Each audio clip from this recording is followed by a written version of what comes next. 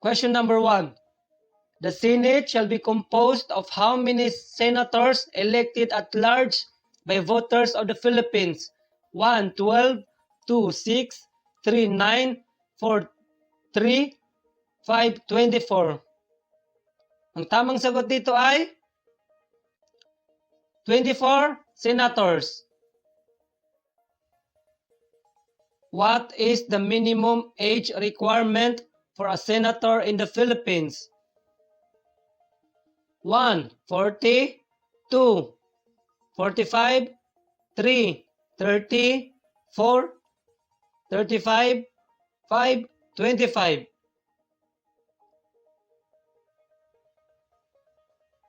Ang tamang sagot dito ay 35 years old. What is the minimum residency requirement for a senator in the Philippines?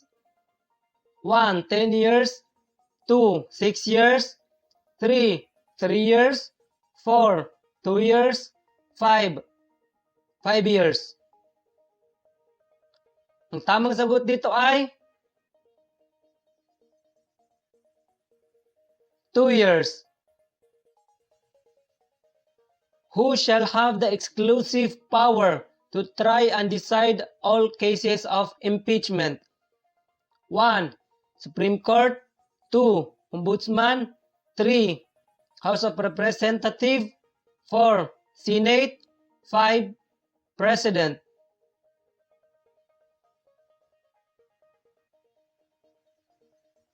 Tamang sagot ay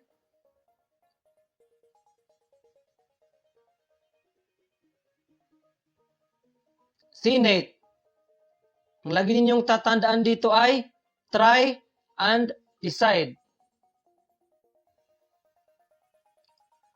Who shall have the exclusive power to initiate all cases of impeachment? 1, Supreme Court, 2, Ombudsman, 3, House of Representatives, 4, Senate, 5, President.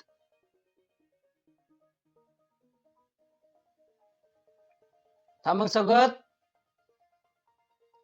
House of Representatives.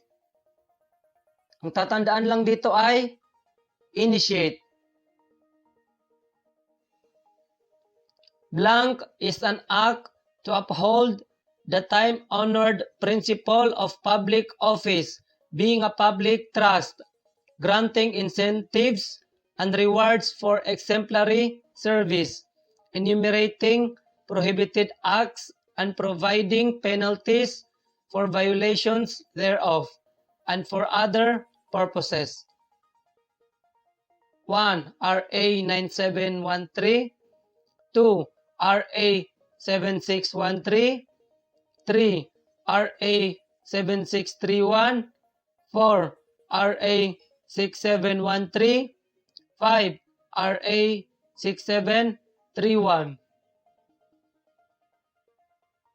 Tamang sagot ay RA 6713. 4 ang tamang sagot. Para mas madaling matandaan, RA 6713.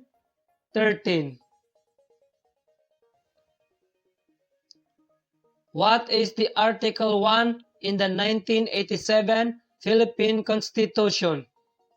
1, Preamble, 2, Declaration of Principles and State Policies, 3, Citizenship, 4, National Territory, 5, Constitutional Commission. Tamang sagot ay National Territory. What is the Article 2 in the 1987 Philippine Constitution? 1, Bill of Rights, 2, Declaration of Principles and State Policies, 3, Citizenship, 4, National Territory, 5, Preamble. Tamang sagot ay declaration of principles and state policies. The executive power shall be vested in the 1. Supreme Court, 2. House of Representatives, 3. President, 4. The Congress, 5. Senate. Ang tamang sagot ay President. It is a branch of the Philippine government that exercises the inherent power of the state. 1. Legislative, 2. Judicial, 3. Executive, 4. President, 5. Supreme Court. Ano nga yung inherent powers of the state? Police power, power of eminent domain, and power of taxation. So, sino yung nag-exercise ng inherent power of the state? Ang tamang sagot ay ang legislative. Ang tanong ko ay, pwede ba ang one of the inherent power of the state, pwede ba i-assign ng legislative sa executive, sa president? Pwede ba?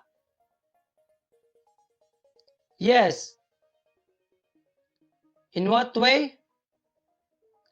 By virtue of valid delegation, also known as principle of valid delegation.